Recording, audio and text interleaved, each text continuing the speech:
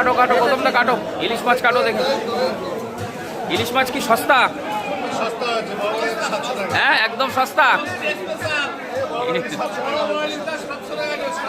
700 এই সাইজের ইলিশ 700 তাই তো? কত কত 500 গ্রাম হবে? 700 গ্রাম 700, বাবা একেবারে সস্তা তো। কাটো দেখি, এই দেখুন জবরদস্ত ইলিশের কোয়ালিটি দেখুন। বনগাঁ নিউ মার্কেটে বৃষ্টি হচ্ছে বাইরে, আর খেতে হবে ইলিশ ভাজা আর খিচুড়ি। খিচুড়ি দিয়ে ইলিশ ভাজা, বেগুন ভাজা, ও জমে যেত।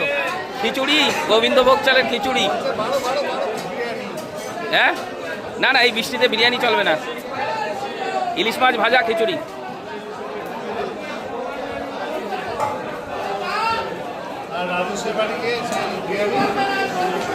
ওটাও